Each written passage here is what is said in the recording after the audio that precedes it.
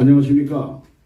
저는 사단법인 유튜브 연합회 상근 이사로 근무하고 있는 이종만 이사이며 헌법소담방송의 대표자입니다. 오늘 이천 교수님을 모시고 사단법인 유튜브 연합회에서 토크쇼를 진행하게 되었습니다.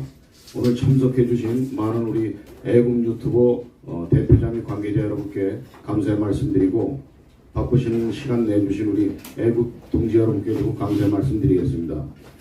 우리 이천 교수님은 태극기 애국 국민들이라면 누구나 거의 존명을 알고 있을 만큼 유명하신 분입니다. 국정원에서 17년간 교수님으로 재직하시고 2008년부터 현재 24년 현재까지 17년간 국민들 계몽을 하기 위해서 북한의 실상, 적화가 되고 있는 대한민국의 실상을 전국적으로 다니면서 알려주시는 아주 존경에 바람하지 않는 훌륭한 분이십니다.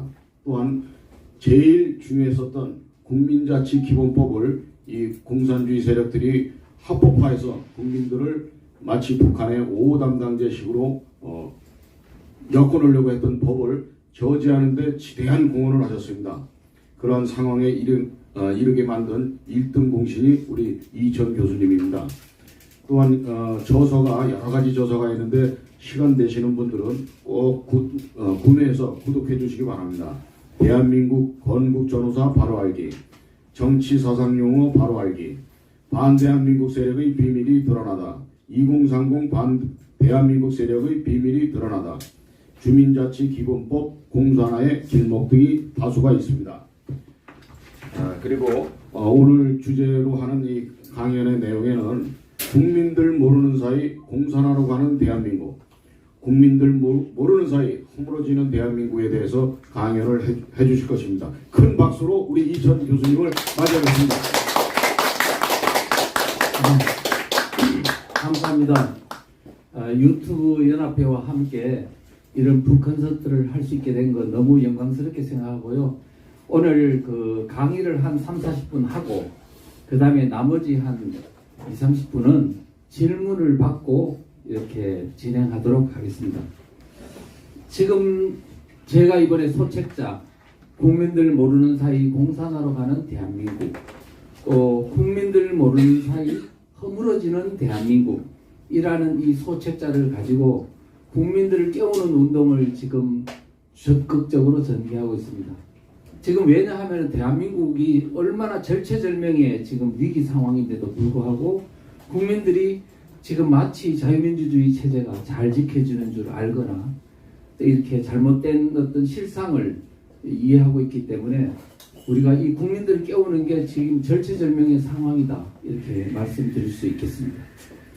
그래서 지금 여러분 잘 아시겠지만은 총선은요, 이번 총선은 어떻게 보면 그냥 선거가 아닙니다. 전쟁입니다. 전쟁. 체제 전쟁이고 사상 전쟁이거든요. 그래서 지금 대한민국이 죽느냐 사느냐 하는 결정적인 어떤 기로에 서 있다고 할 수 있습니다. 이 전쟁에서 우파가 지면, 자유민주주의 세력이 지면 어떻게 되느냐?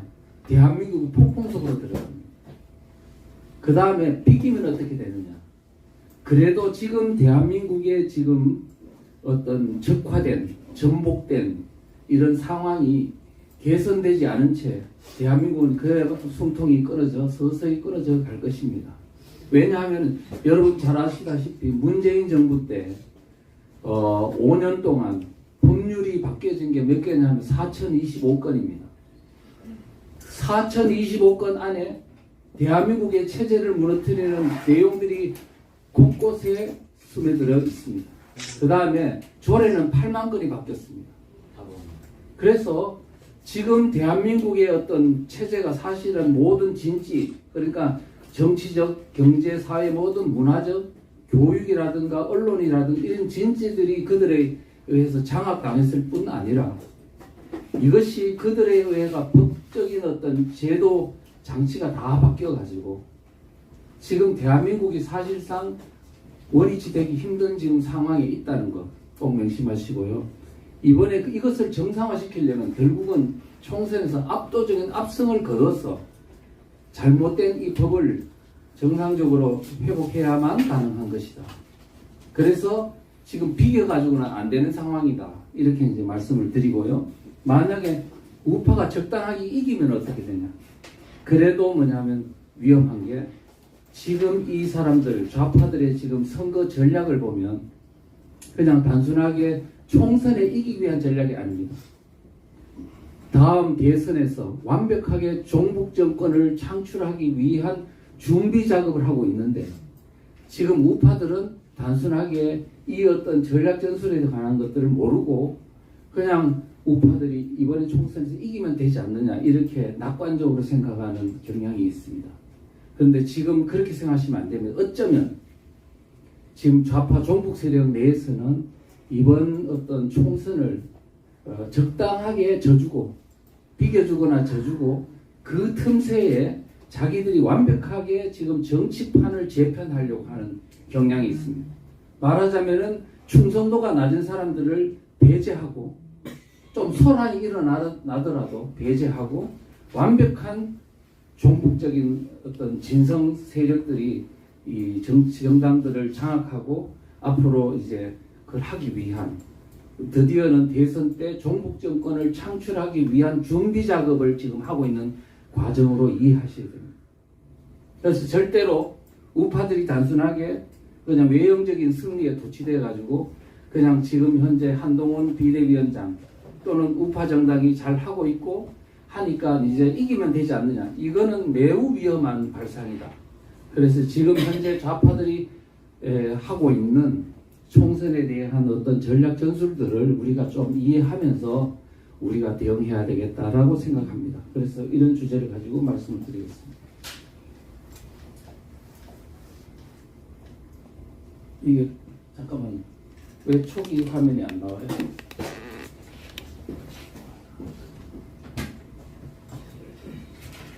건드렸어요? 안 건드렸는데 이거 했다가 뺐잖아. 아니 안 됩니까? 잠깐만. 네네. 화면이 왜 여기였어? 누가 건드렸는가? 아니 여기 아까 찍다가 이거 아작해서 나는 나중에 하려고 그냥 빼고 있었네. 내가 그래가 아니 한 번도 안 나왔어. 안 나갔어요. 이거를 건드리면 안 되는데. 잠깐만요. 이거를 여기에다가 연결해야지. 아니 그 안에 폰 이걸 뺐고 뺐잖아. 폰 뺐고. 아니 여기 여기가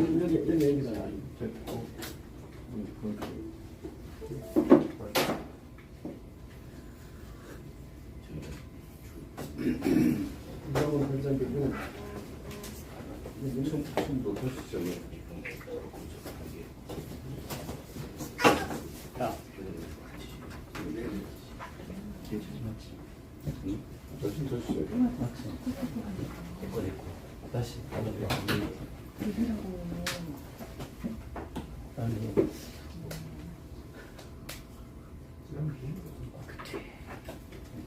됐어. 오케이. 아 죄송합니다.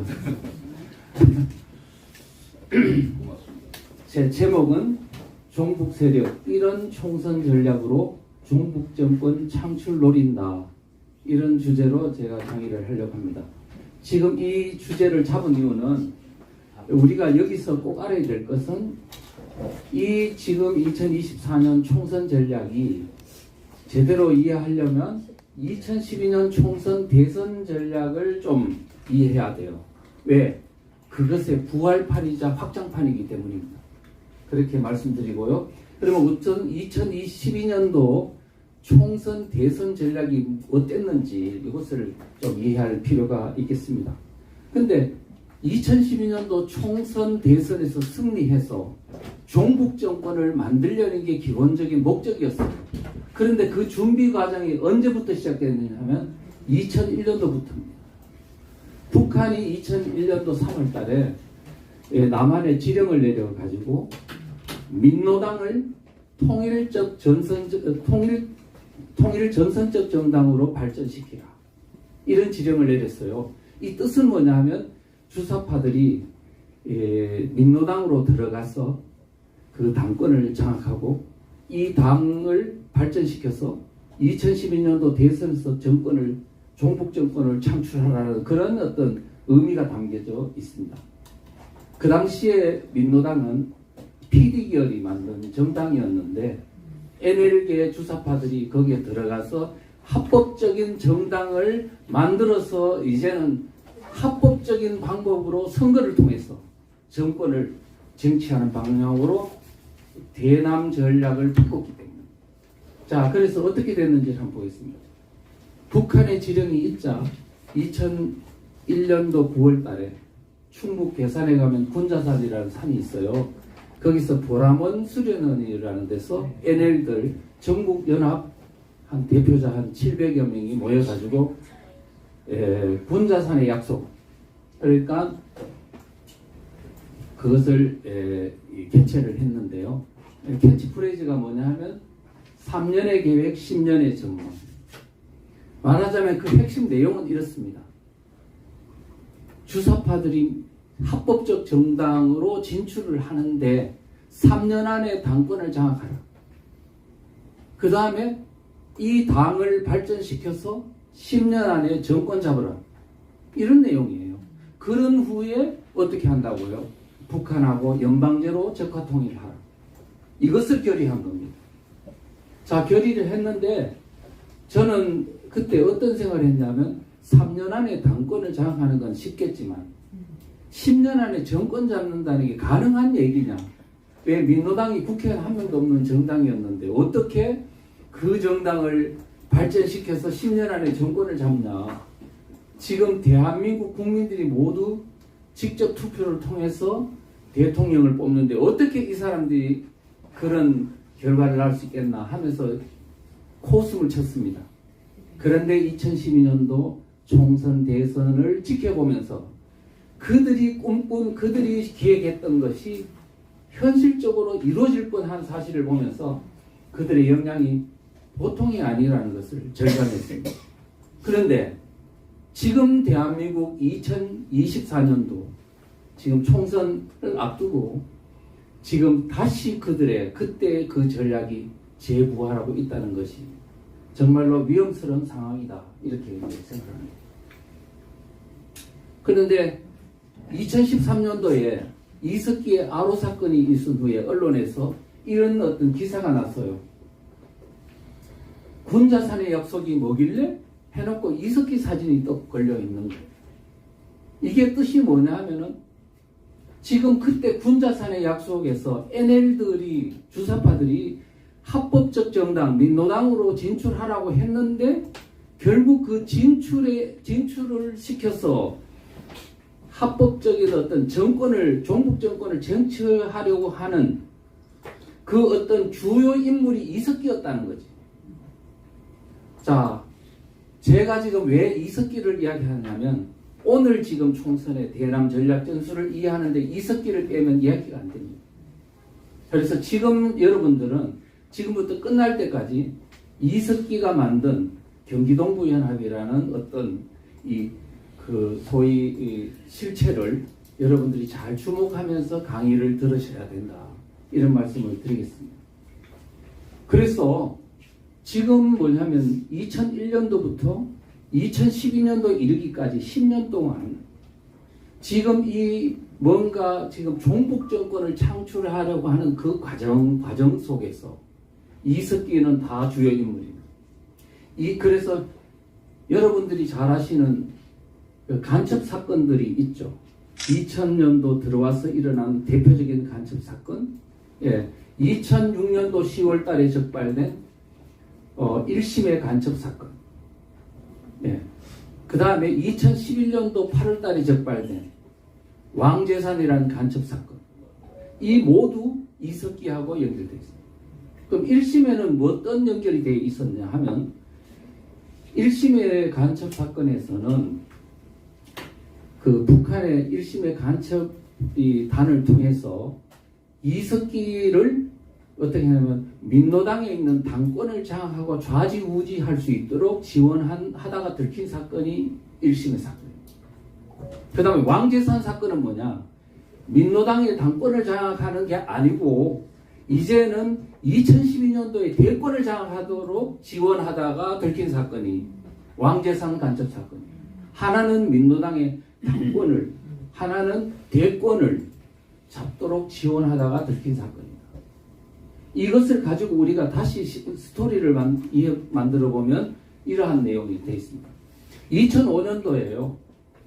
2005년도에 이 최기영 민노당의 사무부총장이 포섭이 돼가지고 1심의 간첩단에 포섭이 돼서 민노당의 당직자 명단을 300명 명단을 주게 됩니다. 그래서 이것을 북한에다 줬고 북한에서는 뭐냐면 이 300명 명단을 가지고 분석을 하고 이제 그때부터는 민노당의 당직자 어떤 중요한 직책을 이게 인사명령을 할 때 좌지우지합니다. 당대표는 누구 시켜라, 사무총장은 누구 시켜라, 그 다음에 북한과 대북 접촉 창구는 누구 시켜라. 전부 다 이석기가 소속된 경기동부 연합 세력이 바로 당의 요직을 차지하도록, 그 다음에 서울시당에는 민노당 경기동부 연합 사람들을 박아 넣도록 하라고 다 그렇게 지령을 내렸던 겁니다. 만약에 그때 그 1심의 사건에서 이석기 그룹의 경기동부 연합의 실체가 드러나지 않았다면 제가 생각하건대는 이미 대한민국은 적화됐을 거라고 합니다. 이런 사건입니다. 자, 그렇게 해서 이석기는 경기 1심회의 지원을 받아서 2006년도 초에 당권을 완벽하게 장악했습니다. 그런 이후에 한 번도 통합진보당이 해산될 때까지 이석기 경기동부연합이 당권을 잃어본 적이 없습니다. 자, 이 정도였고요. 그 다음에 그런 후에 이제 이석기로 하여금 대권을 잡도록 하는 북한의 지령을 살펴보도록 하겠습니다. 왕재산, 인천 중심으로 활동하던 간첩단 왕재산이 국정원에 의해서 체포됐습니다. 김덕용이라는 주모자의 노트북을 열었더니 그 노트북 안에서 2012년도 총선 대선을 어떻게 임해야 하는지 전략 전술에 관한 것을 소상하게 지령을 했습니다. 그거를 살펴보니까 이렇습니다. 민노당을 중심으로 진보대 통합정당을 구상하라. 민노당, 이석기가 장악하고 있는 민노당을 중심으로 진보대 통합정당을, 더 큰 정당을 만들어라. 그 다음에는 늦어도 언제 만들어라. 내년 총선이 있으니 11년도 10월까지는 만들어라 했는데 12월 달에 만들어졌습니다. 이때 국민참여당, 소위 노무현 세력이 만든 국민참여도 참여시키되 노무현 때 잘못한 거, 이라크 파병, 한미 FTA 한 거, 이런 거는 공개 반성하면 넣어줘라. 그런데 사실 국민참여당이 들어갔으니 공개 반성을 했을 거라 보여져요. 그 다음에는 뭐냐면 이 진보 대통합 정당을 만드는 과정에서 궁금증이 생기면은 본사에 문의하라. 본사가 어딜까요? 북한이. 그럼 지금 이런 식으로 소상하게 지령이 내려왔습니다. 그런 후에 뭐라고 했냐? 통합진보당이 만들어졌죠. 만들어진 후 이제는 민주당과 야권연대 하라고.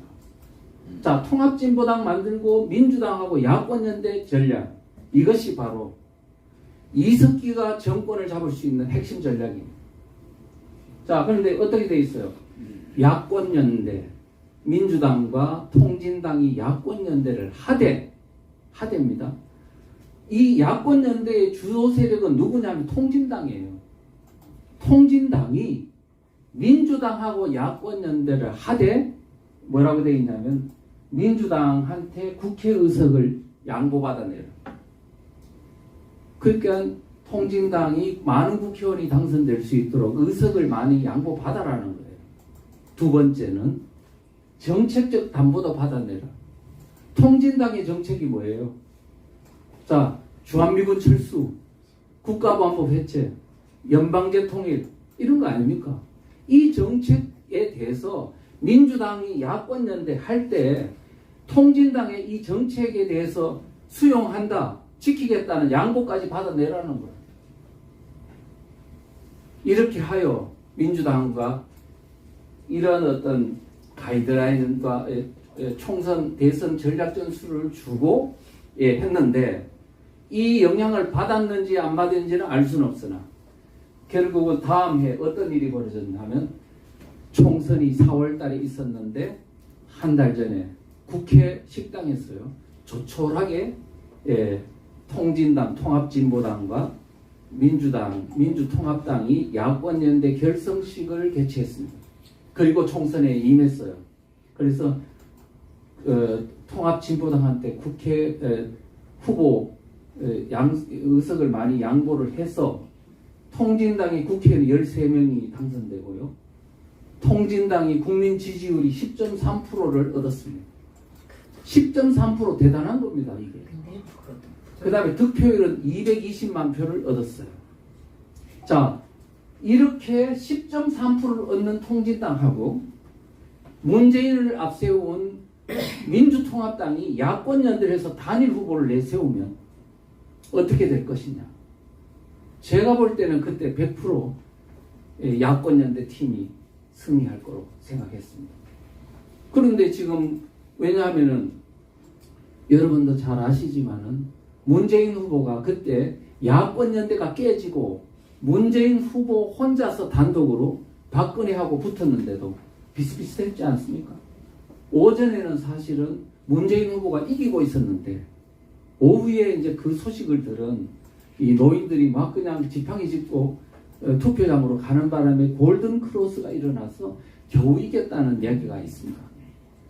그런데 10.3% 이르는 이게 왜 이렇게 깨졌냐 하니까 바로 4월 총선 직후에 있었던 5월 달에 일어난 통합진보당 내분 사태 때문에 부정선거를 이석기 그룹이 워낙 많이 해가지고 PD 계열이 막 그냥 소송을 걸고 5명이 구속되는 이런 사태를 겪으면서 언론에서 그게 대대적으로 국민 깨우기 운동이 되는 바람에 이게 10.3% 이르던 지지율이 얼마로 떨어졌나 2, 3%까지 떨어졌어요.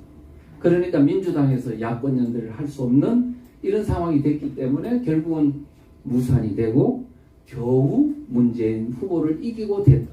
만약에 야권 연대가 깨지지 않고 그냥 모른 채 국민들을 모르는 사이에 이 선거가 그냥 이루어졌더라면 이석기와 문재인의 공동정부가 구성됐을 겁니다.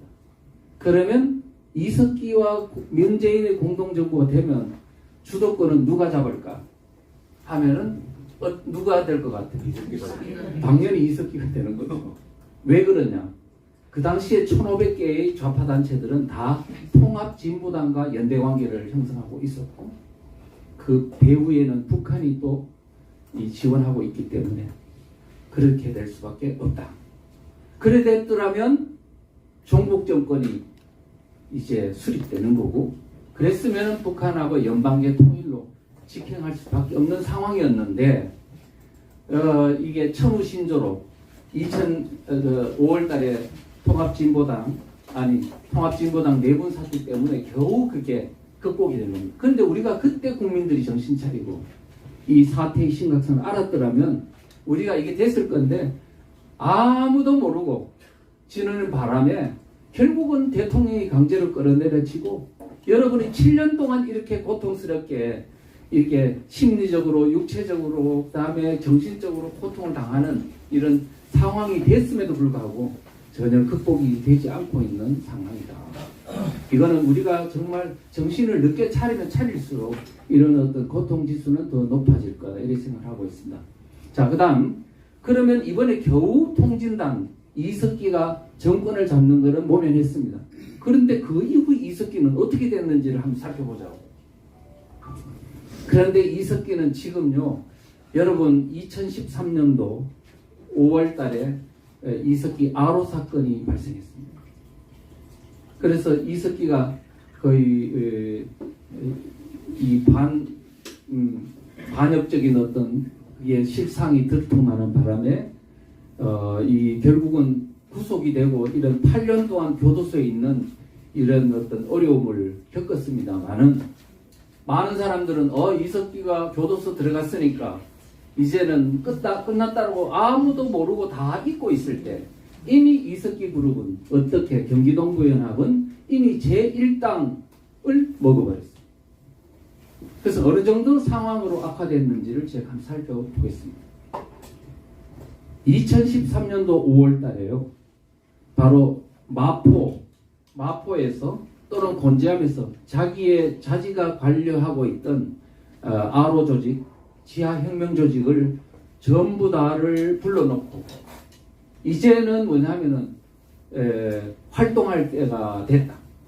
북한이 남침을 하면 내응을 해서 회화동에 있는 전신전하고 폭파하고 평택에 있는 유리창고 폭파하고 철도 도로망 그 다음에 이런 어떤 전신망을 다 어떤 마비시키는 이런 어떤 것을 지령하다가 내부 고발자에 의해서 녹취록이 국정원에 들어가는 바람에 이게 결국 들통난 사건입니다.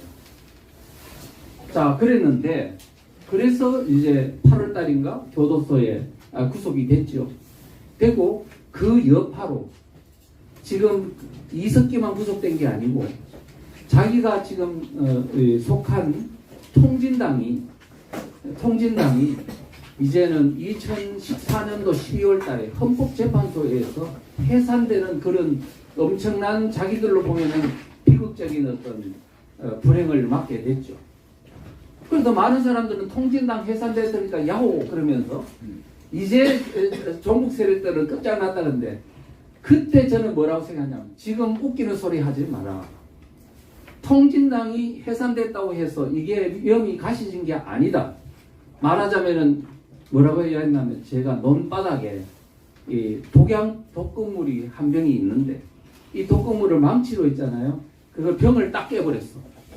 딱 깨버리면 독극물이 사라진 겁니까? 독극물이 깨짐과 동시에 그 독극물이 있잖아요. 오히려 논밭으로 흘러 들어가가지고 훨씬 더 지금 농작물이나 이런 피해를 줄 수 있다고.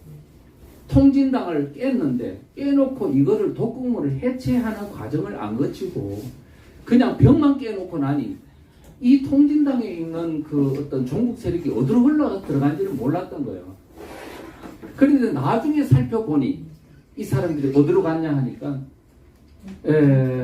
이재명 성남시장과는 2010년도부터 이미 같은 동지적 관계를 유지하고 있었기 때문에 거기로부터 많은 경제적인 어떤 수익을 갖고 있고 이미 거대한 어떤 기반을 가지고 있었어요. 그럼 거기로부터 얻은 어떤 재정적 조직적인 어떤 능력을 가지고 점점 정북화하는 어떤 소위 천하통일하는 역량을 이제 비축해 갔습니다. 그걸 가지고 어디로 들어갔냐면 민노총으로 들어갔어요. 민노총. 그래서 지금 박근혜 말기에는 민노총 숫자가 얼마였냐면 한 50몇만 명 됐거든요. 문재인 정부를 거치면서 5년 동안 얼마로 늘어나? 120만 명으로 늘어났어요. 근데 민노총은 원래 귀족노조를 해서 뭐 공기업노조, 대기업노조 중심이었잖아요. 근데 이석기가 저 밑에 민노총 밖에 있는 세력들 그 사람들을 비정규직 노조를 끌고 들어가가지고 그 다음에 완전히 당권을 장악했습니다. 2021년도 12월 달에 양경수라고 경기동부연합 이석기 후배가 완전히 민노총을 장악했고 작년 11월에 재선까지 됐습니다.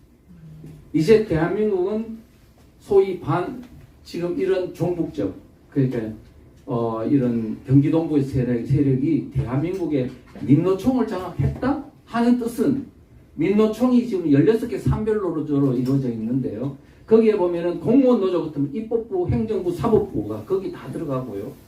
그 다음에 또 이게 정교조 같은 노조도 교육, 언론 노조며 모든 산업 분야 그러니까 민노총에 관계되는 입법부, 행정부, 사법부뿐만 아니고 그 다음에 정치, 경제, 사회나 모든 전반적으로 그들의 어떤 세력이 확장된 상태다 이렇게 이제 볼 수 있습니다. 그 다음에 민노총이 들어갔고요. 그 다음에 문재인 정권 하에서 어떻게 들어갔는지 여건이 유리하니까 이 유리한 환경 하에서 이제 부활을 도모했습니다. 그래가지고 이제 민중당을 거쳐 이제는 진보당이라는 당을 창당했습니다. 통진당이 해산됐는데 그 후신으로 지금 다시 진보당이 다시 재건된 겁니다. 그래서 작년인가 지금 4월인가 그 보궐선거 하면서 전주에서 드디어 진보당이 국회의원 한 명이 당선되는 지금 제도권 정당으로 진입에 성공했고 이렇게 되거든요. 그 다음에 또 하나는 뭐냐, 민주당으로 들어갔어요.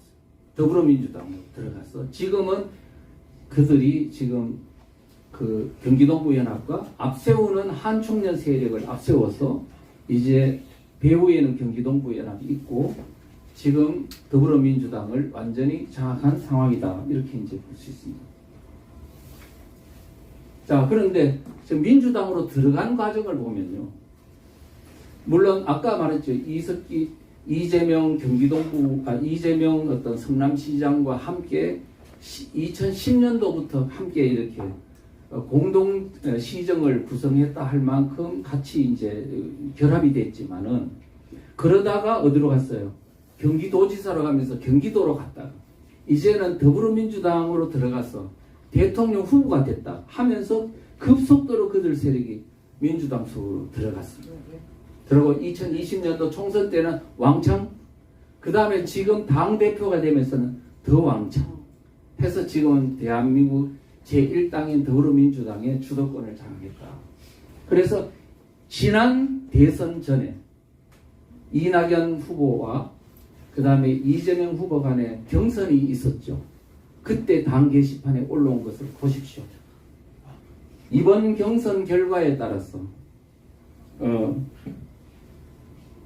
민주당을 지킬 수 있을지, 아니면 저 미친 통진당 세력에 당을 빼앗길지 결정될 것으로 보인다고 말했어요.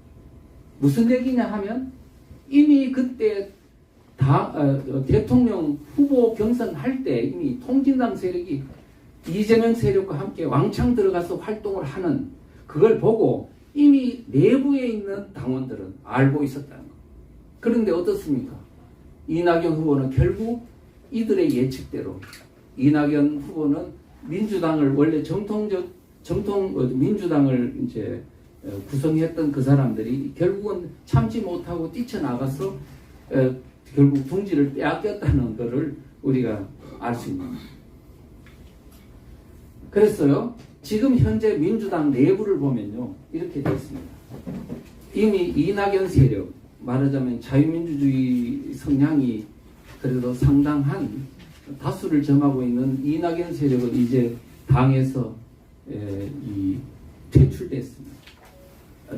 그러니까 축출이 됐고, 그 다음에 남은 두 세력은 누구냐 하면 친명 세력과 친문 세력입니다. 친문 세력이라 하면 여러분, 문재인 5년 동안을 이끌었던 1980년대 대학에서 주사파 운동을 했던 전대엽 세력입니다. 뭐 임종석, 뭐 우상호, 그다음 이인영 뭐 이런 사람들이 그 사람들이겠죠. 그러니까 지금 이 사람들은 그동안에는 더불어민주당을 다 이 사람들이 장악했는데 어느 틈엔가 지금 친명 세력들이 대거 들어가서 지금 당을 완벽하게 다 장악했어요. 모든 당직을 싹 이 사람 친명 세력이 장악했는데, 친명 세력들이 누구냐 하면은 보면 한총련 세력.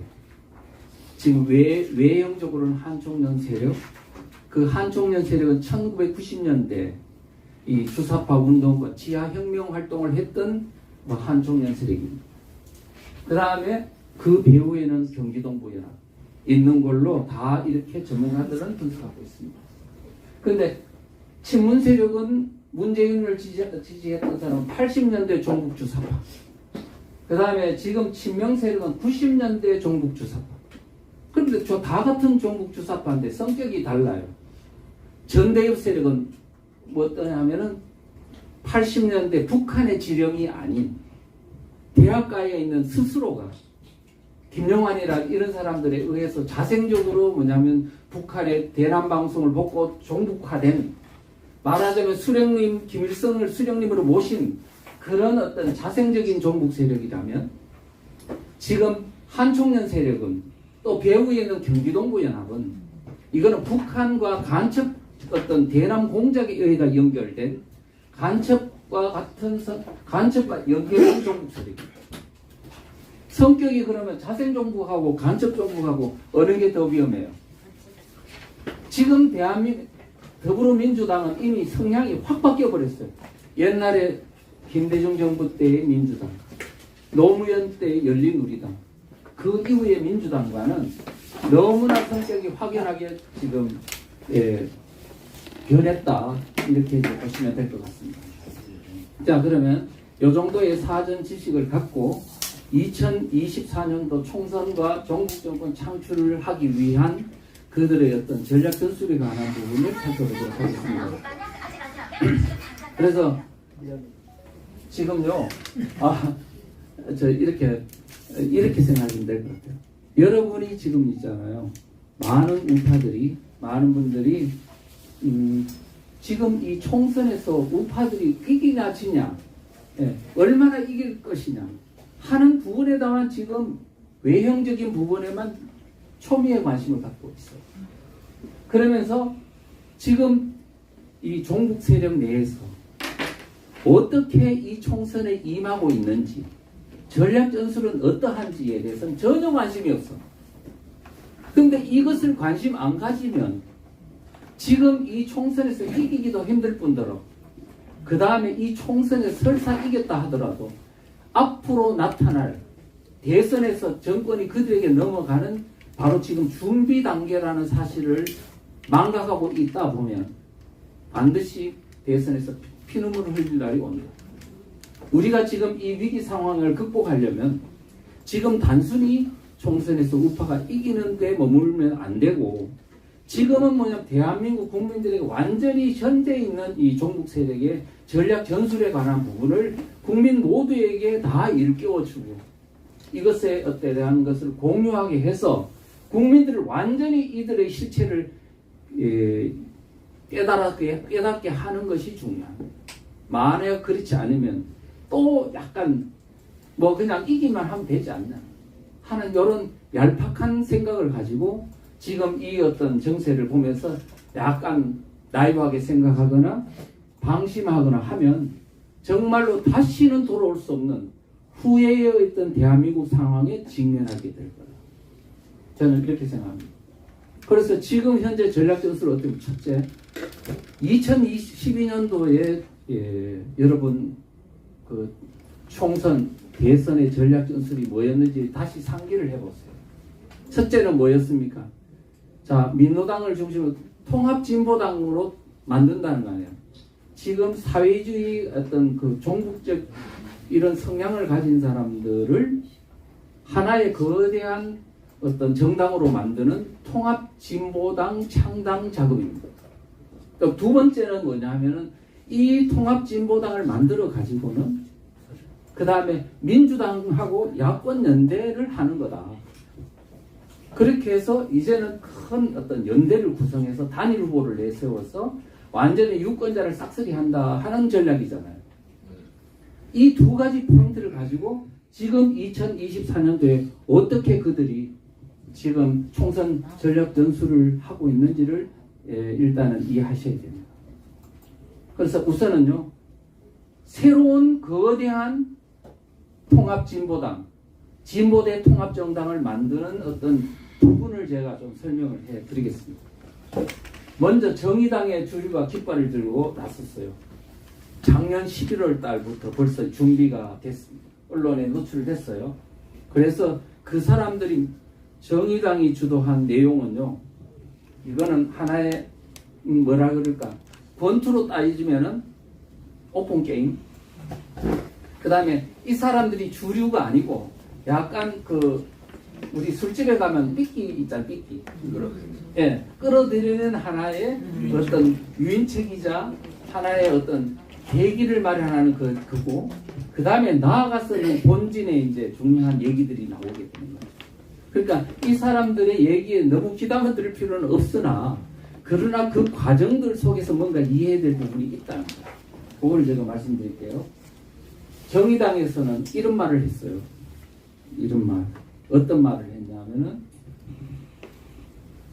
작년 11월 달에 이제 그 결의되는 건데, 총선을 앞두고 임시정당을 만들자. 임시정당을 만들자. 그런데 그러면 거기에 통합하는 데는 뭐냐면 정의당이 주도가 되고, 그 다음에 진보당, 그 다음 녹색당, 노동당, 지역당 연합 5개의 어떤 정당이 참여를 하고, 그 다음에 민노총 같은 정치 세력도 참여를 시키는 거대한 진보 대통합정당을 만들자는 거예요. 그런데 총선이 끝나고 나면 이 정의당 안에 들어와가지고 당선된 후에는 다시 원위치로 돌아가라. 약간 야리꾸리한 그런 전략을 이야기했습니다.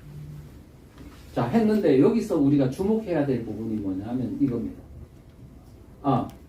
그림으로 보면 이렇게입니다. 5개의 정당을 통합해서 거대한 어떤 진보대 통합정당을 구성하자는 건데, 거기에 민노총까지 들어가서 이렇게 구성한 후에 민주당과 야권연대 하자는 안 같습니다. 자, 그런데 어쨌든 이렇게 했어요. 그런데 여기서 주목해야 될 부분은 직접민주지역당연합이라는 게 있어요. 5개 정당 안에 직접민주지역당연합. 저는 처음에 보고 이거 뭐야? 했는데 저는 바로 알아먹었습니다. 왜 제가 아까 소개했을 때처럼 제가 2021년도 1월 29일 날 발의된 더불어민주당 김영대 국회의원이 발의한 주민자치기본법, 그거 내용을 보고 저는 다 알아냈어요. 그래가지고 제가 마을을 전국을 다니면서 지금 3,500개 읍면동이 위험하다. 좌파들이 지금 마을을 다 장악해서 읍면동을 장악해서 좌파들의 마을공화국을 만들려 한다. 그러면서 그 마을공화국을 기본으로 유권자를 장악해서 이제 그들의 정치판을 만들려 한다. 여러분들은 지금 중앙정계만 바라보지 마시고 이제 마을이 위험한 마을을 바라보십시오. 내가 그래 말했다고요. 그런데 지금 이게 뭐냐고 찾아보니까 그거야. 3,500개 읍면동별로 그 마을공화국 그거를 만든다는 거야. 마을공화국 만들고, 그 다음에 더 위에 가서는 도별로는 어떻게 하냐면 도별로 지역 일을 기반으로 해서 도별로 지역당을 만든다는 거야. 정당을 만들겠대요. 정당을 만들겠대요가 아니고 실제 만들었어요. 이미 전북당이라 만들어졌어. 전북당. 그래서 전북당은 앞으로 지방선거 총선에 다 출마시켜서 이제는 전북 지역에 관한 한 그들이 이제 지배 정당이 되도록 하겠다는 거예요. 그 다음에 이제 대한민국을 지역 이런 마을 공화국 연방 국가로 만들겠대요. 이와 같은 꿈을 꾸고 있는 게 지역당 연합이에요. 지금 그러면 여기에 지역당 연합에는 누가 들어가냐? 제가 말했던 전국에 있는 좌파 마을 활동가들의 연합체들이 바로 이 정당 안으로 이제는 정당 활동을 한다. 그리고 그 안에는 뭐냐면 민노총과 다 연결이 되어 있는 거예요. 지금 이렇게 되어 있기 때문에 지금 이게 간단한 문제가 아니라 옛날에 그냥 2012년도에 세계 정당 민노당 진보신당 국참당이 연합된 그 정도 소규모가 아니고 이미 이것만 해도 어마어마한 통합 진보당이 되는 것이다. 그런데 이건 또 약과야. 이거는 약과면은 약과 이번에 약과 드셨습니까? 네. 지금 그 다음에 정의당이 제안을 했더니 이제는 진짜 중요한 통합진보당 후신이 진보당이라 그랬죠. 이석기 그룹이 주도하고 있는 진보당. 이 진보당이 이제 드디어 또 나섰습니다. 나서가지고 한 말이 있어요. 뭐냐하면 정의당이 주도하는 주장한 진보대 통합정당은 이거는 안 된다. 임시정당일 뿐만 아니고 5개 정당 정도 참여가 안 된다. 더 큰 모든 진보대 정치 세력들을 다 통합시키는 더 큰 정당을 만들고 임시정당이 아닌 진짜 그냥 정상적인 정당으로 확장하자는 거예요. 이렇게 주장을 했습니다. 역제안을 한 거죠. 그러니까 지금 이제 과거 2012 12년도에 통합진보당과 비교할 수 없는 어마어마한 정당을 만들겠다는 거예요. 이거를 그림으로 보여드리면 이렇게 보여집니다. 자, 민노총 들어오죠. 정당이 무수한 정당이 나오는데 그 안에는 보면 과거 아까 5개의 정당뿐만 아니고 자, 뭐가 있냐 하니까 뭐 기본소득당이니 뭐 사회민주당이니 그다음에 뭐 등등등 해가 조국 신당도 있고요. 지금 조국이가 신당을 만들어. 그러니까 지금 이런 것들까지 해서 그 어마어마한 세력들이 이제 제대로 된 그래야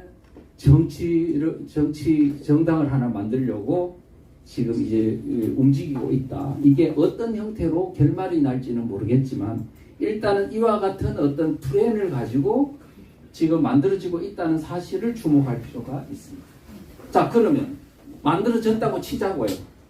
만들어졌다고 치면 이제 이와 같은 어마어마한 진보 대통합 정당하고 그 다음에 더불어민주당하고 이제 야권 연대를 하든지 어떤 통합을 하든지 하게 될 겁니다. 이렇게 됐을 때 이제 어마어마한 역사가 일어나는 거죠. 과거 2012년도에 어떤 야권 연대를 보자고요. 2012년도 야권 연대는 통합진보당과 민주통합당이 야권 연대를 했지 단일 정당으로 통합했습니까? 안 했습니까? 안 했죠. 그 야권 연대만 한 이유는 단일 후보를 내세우기는 했지만 정당의 어떤 사상적 노선이 판이하게 다르기 때문에 일단은 협조를 하지만 단일 정당으로는 통합이 안 된다는 전제가 깔려있는 거예요. 그런데 지금 여기는 뭐냐면 이게 지금 진보당이 중심이 되고 민노총도 지금 경기동부연합이 지금 장악하고 있고 지금 다 이렇게 되어 있잖아요. 통합의 중심축이 이석기 경기동부연합이에요. 그 다음에 이쪽에 더불어민주당에도 지금 당권을 장악하고 있는 게 한총련 세력이고 배후의 경기동부연합이에요. 그러면 둘 다 지금 주도 세력이 누구라고요?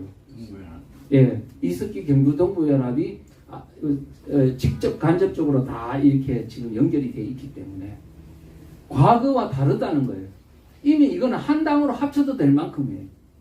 그래서 지금 이게 비례대표 정당을 하나로 만드는 것까지 지금 이루어지고 있는 거예요. 그러니까 훨씬 더 위험해졌죠. 과거의 민주통합당보다 훨씬 더 위험한 상황으로 지금 이렇게 민주당이 바뀌어져 있고 그러니까 그런 상황에서 여기까지 통합대가 결합이 된다면 이거는 매우 무서운 결과를 낳을 것이다 라고 보는 겁니다. 자, 그러면 거기서 우리가 아까 지금 2개의 이번에 이제 통합진보당을 만드는 새로운 통합진보당을 만드는 문제를 받고 이번에는 그럼 야권 연대를 해야 될 거 아닙니까? 맞죠? 예, 새로운 통합진보당이 만들어지면 민주당하고 야권 연대를 해야 되는데 어떤 형태로 야권 연대를 할 것이냐 하는 문제를 살펴봐야 된다. 자, 그래서 요걸 한번 보자고. 지금 2012년도 야권 연대는 아까 말했듯이 2개의 정당이 통합하지 않고 그냥 후보자 단일화만 한 연대를 했다고 내가 말씀을 드렸습니다. 그런데 지금 현재는 야권 연대를 넘어서서 단일 정당화를 지향하고 있는 거예요. 자, 어떤 부분에서 지역구에 있어서는 뭐냐면 각기 단일 후보 각기 정당별로 후보를 내세우지만 그것도 야권 연대를 하기로 했고 그 다음에는 비례대표에 관해서는요 아예 그냥 통합정당 하나 만들어버려요. 민주당과 이 무수한 어떤 소수 정당들이 다 하나의 정당으로 만들어가지고 비례대표를 뽑아. 사표가 생길까요? 안 생길까요? 안 생기는 거죠. 싹쓸이를 하려고 표를 한 표도 사표가 없이 완전히 지금 이 총선을 싹싹 쓸어가지고요. 지금 단일화해서 최대의 효과를 누리겠다 하는 지금 의도를 가지고 지금 이것을 지금 추진하고 있습니다. 자, 첫째, 이거를 어떻게 처음에 제안했냐 하니까 개혁연합신당이라는 이 어떤 단체가 뭘 했냐, 민주당 보고 비례연합정당 만들자라고 제안을 했어요. 제안했는데 처음에는 이게 무슨 단체야? 그래서 봤더니 기본소득당이라는 게 있고 열린민주당, 사회민주당 같은 당이 참여하는 어떤 이런 새로운 연합단체였어요. 근데 지금 요 이름이 새진보연합이라는 걸로 바뀌었어. 며칠 전에. 그래서 요 사람들이 이제 뭐냐 하면 민주당 보고 우리가 비례대표에 관해서는 이제 모두 다가 지금 단일 정당으로 만들어 가지고 비례 정당 이제 선거에 임하자고 이제 이렇게 이야기를 했거든요. 했더니 민주당이 처음에 받을까 말까 받을까 내부에 설왕설래가 있었습니다만은 결국은 받아줬어요. 수용했어. 그래가지고 만든 게 민주개혁 진보 선거연합이 참 이름이 야리꾸리하죠. 옛날 같으면 진보 대통합 정당 할 건데 민주, 개혁, 진보 다 섞어놨어. 아니 완전히 통합하잖아.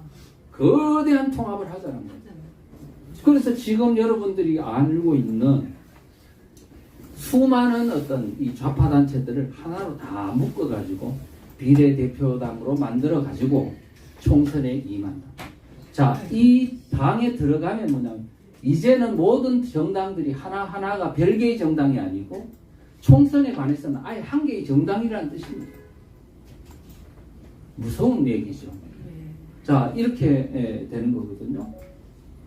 자, 그렇게 되면 그림을 그려보면 그렇습니다. 이 수많은 정당들 또 더불어민주당 이런 세력들이 이게 거대한 하나의 정당으로 만들어서 총선에 임한다는 거예요. 이렇게 되면 이게 갖는 의미가 뭘까 하면요. 그냥 단순한 야권 연대하고 차원이 다르다. 자, 그리고 이 정당 숫자가 얼마예요?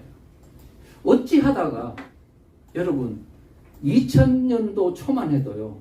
좌파 정당이라 할 건 민노당 하나밖에 없는데 국회의원 한 명도 없었는데 2011년도만 해도 민노당이 5석밖에 안 됐는데 어쩌다가 지금 10년 만에 대한민국의 정치판이 정당이 완전히 전복이 돼가지고 제1당은 168석이 되는 게 종북 세력이 다 먹어버리고 지금 이렇게 돼 있고 우리가 우파 정당이라는 게 국민의힘당 하나 그것도 잡탕성이 있는 정당 하나밖에 없는 상황이 됐으니 여러분들이 이렇게 10년 만에 바뀐 이것을 이해할 수 있느냐 여기에 대해서 왜 관심을 안 갖고 있었냐 매일 선거 때만 되면 어떻게 이길 거냐 그 문제만 했으니까 이런 일이 생기지 않았나 이제 우리가 이런 위기 앞에 이제 외면하지 말고 대한민국을 이 그 현재의 위기 상황을 어떻게 극복할 거며 승리할 수 있을지에 우리가 한번 해봐야 된다.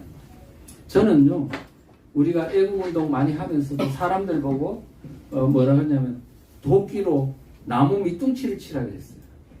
밑둥치로 친다는 뜻은 뭐냐면 종북 세력이 주장하는 하나의 두 개의 어떤 이런 전략 전술에 휘둘리지 말고 본질을 사상적인 본질을 계속 국민들한테 알리는 건 지속 반복적으로 대한민국의 위기 상황과 그들의 실체를 알리는 도끼질을 100번, 1000번 계속하면 넘어진다.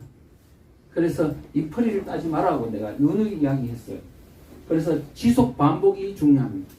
그 다음에 뭐가 있어야 되느냐 반드시 국민을 깨우려면 뭐가 있어야 되느냐 그 대한민국의 위기 상황 종북 세력의 실체가 정말 모든 국민들이 다 이해할 수 있게끔 확실한 근거를 가지고 그 다음에 내용을 단순 명쾌하게 간단 명료하게 만들었어요. 이거를 국민들한테 계속 동일하게 전파해 주는 게 중요하다. 이런 말씀을 드립니다. 그래서 이런 소책자 보급운동을 했고요. 그래서 이 내용을 보면 오늘 지금 제가 했던 내용들이 잘 정리되어 있습니다. 그래서 그렇게 함으로써 우리가 대한민국 국민들이 현재 대한민국의 당면한 위기의 실상을 알고 그래야지 다음 대선에서 그들에게 정권을 빼앗기는 불행한 일을 막을 수 있다. 이렇게 말씀하면서 제가 강의를 여기서 마칩니다.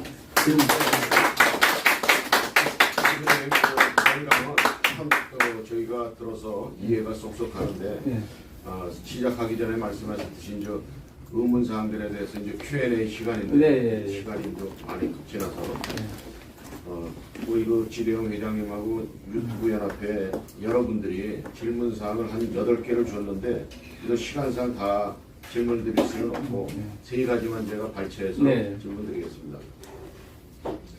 이 소책자를 통해서 이제 국민 개혁 운동을 주창하시는데 지금 오늘도 아침 7시에 인천에 교회에서 열강을 하고 오셨는데 국민들의 호응이나 반응은 어떻다고 보십니까? 제가요, 지금 과거에는 공산주의가 된다, 적화가 된다고 하면은 전부 다 돌팔배기를 맞았습니다. 아니, 극우 세력이다. 그 다음에 색깔론이다 했는데, 제가 주장하는데 한 명도 그런 어떤, 저한테 공격을 한 사람이 없습니다. 그리고 제가 이 유튜브 한 군데 BJ 톨하고 이제 토크를 했는데, 한 1시간 반을 해서 이 책과 관련해서 그랬는데 한 10,000명 정도 안 보겠냐 그러더니 지금 72만 명이 봤습니다. 국민들이 지금 이 제 주장하는 말에 뭔가 막 지금 갈급함, 뭔가 궁금증, 진짜 아닐까? 들어보니까 맞거든요. 그래서 지금 많은 사람들한테 퍼뜨리고 있다는 뜻입니다. 그래서 그러고 그 다음에 뭐 우리 양동환 교수님이나 이인호 교수님이나 석길태 정교모 공동대표님이나 등등등 많은 학자들도 지금 제가 주장하는 내용에 많이 공감을 하시고 또 그 다음에 뭐 등등등 제가 지적할 수 없을 만큼도 많이 하고 있다 이렇게 말씀드릴 수 있습니다.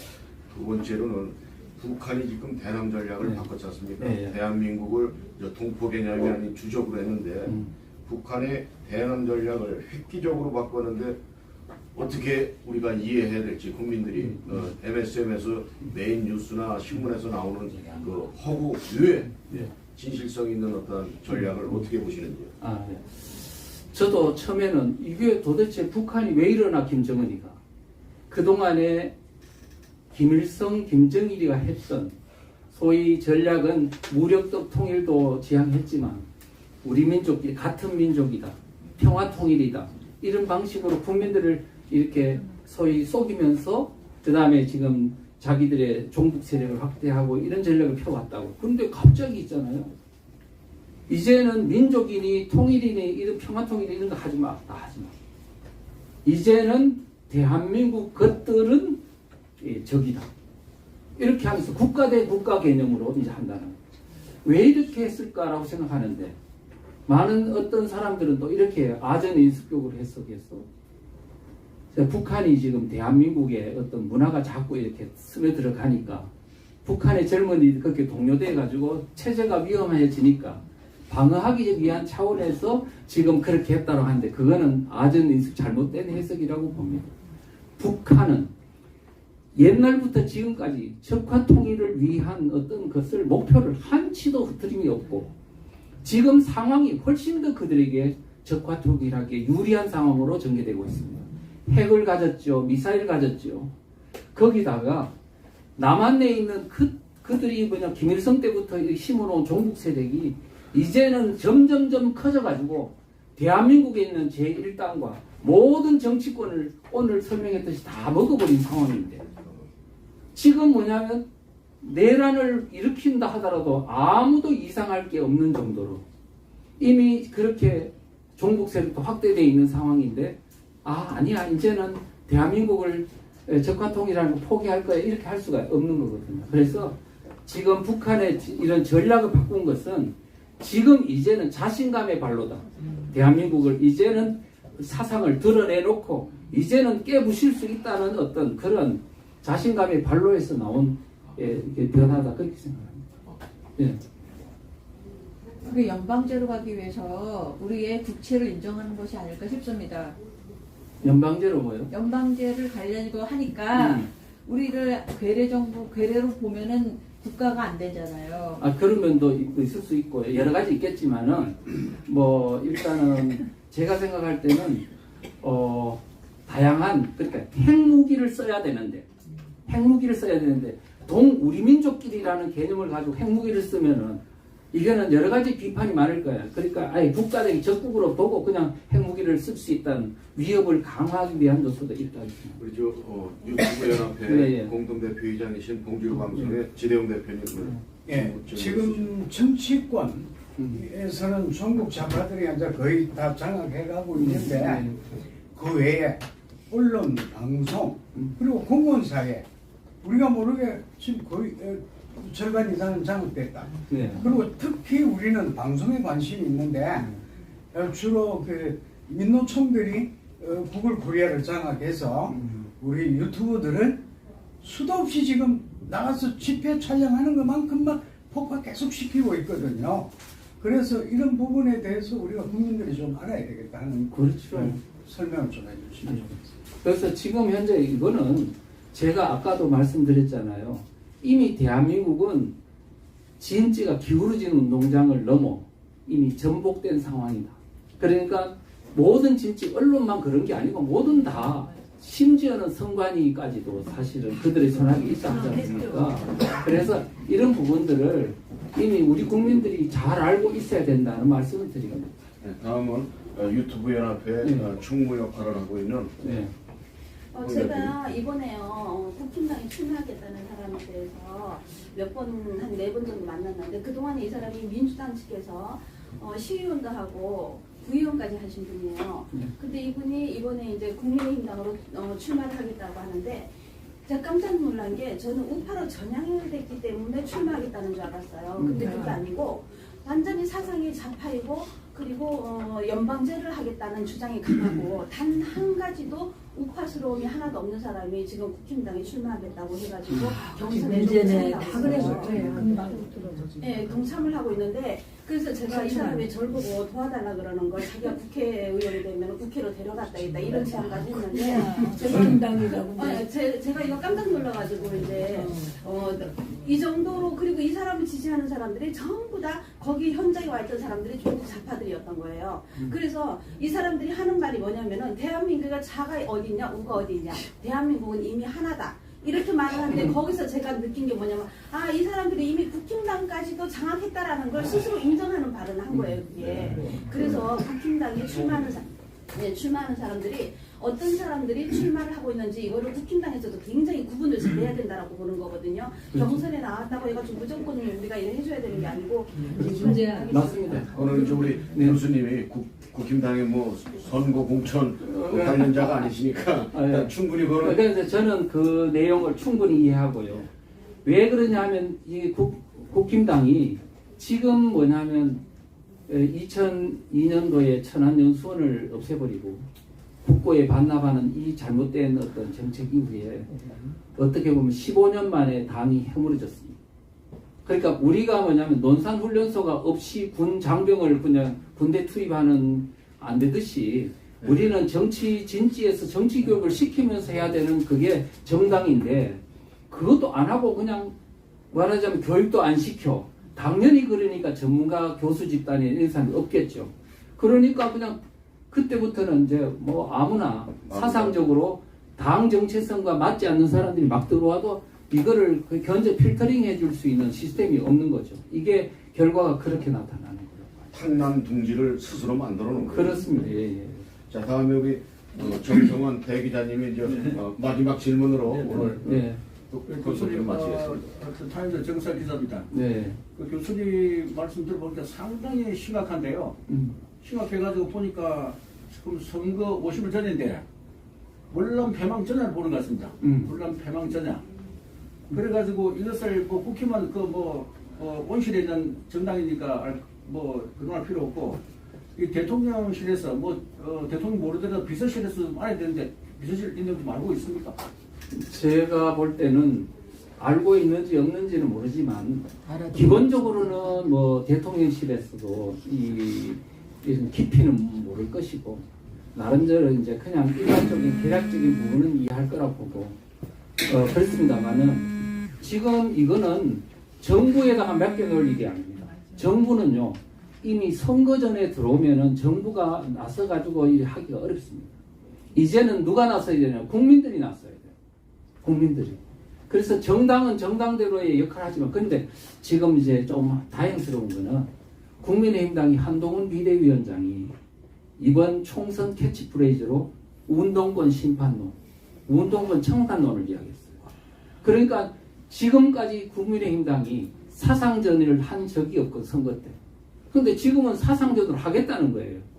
지금 그렇기 때문에 어쩌면 이제는 국민들이 정말 호응을 해줘가지고 국민들을 지금 이 짧은 한 동안에 이 지금 얼마나 심각한 종북 세력이 대한민국의 정당을 장악하고 있는지를 알릴 수 있는 절호의 기회 아닌가. 만약에 이 총선에서 그걸 안 하고 다른 방법으로 선거에 어쨌든 이기면 된다는 이런 어떤 안일한 생각을 했다면은 저는 다음이 문제라고 생각합니다. 왜? 정당들이 여러 개가 막 생겼잖아요.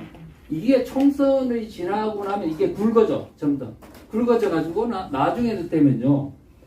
대선 앞에는 이 사람들이 다시 연대를 해버린다. 그러면 끝나는 거다가 국민의힘당을 파괴하기 위한 어떤 파괴 공작에 들어오면 그 다음에 속수무책으로 당할 수밖에 없기 때문에 지금 이 총선을 임함에 있어서 우리가 정부에만 맺지 말고 그 다음에 진짜 국민들이 이제는요 발로 뛰면서 국민들을 깨우는 운동에 동참해야 된다. 그래서 저는 이 소책자 있잖아요. 국민들 모르는 사이에 공산화로 가는 대한민국, 국민들 모르는 사이에 허물어지는 대한민국 이 책을 국민들한테 전파하는 운동을 유튜브 연합회에서 좀 주도적으로 좀 이걸 해주셨으면 좋겠다 이렇게 생각합니다. 감사합니다. 예. 감사합니다. 네, 우리 다시 한번 이정 교수님한테 큰 박수 쳐주시고요.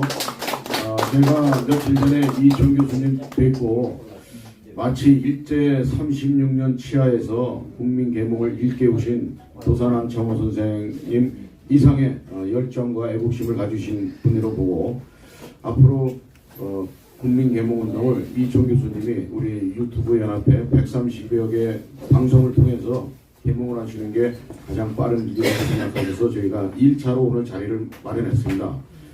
총선이 얼마 남지 않았지만은 저희가 할 수 있는 거는 무력 싸움도 할 수 있으면 해야 되지만 거의 뭐 7년 동안에 태극기 애국 국민들은 준법 정신에 의해서 싸워왔기 때문에 국민 계몽이 첩경이 아닌가 싶습니다. 그래서 지대용 회장님과 간부진 지도부들하고 상의해서 지속적으로 할 수 있는 그러한 계획을 갖고 저희가 이제 공표를 해드리겠습니다.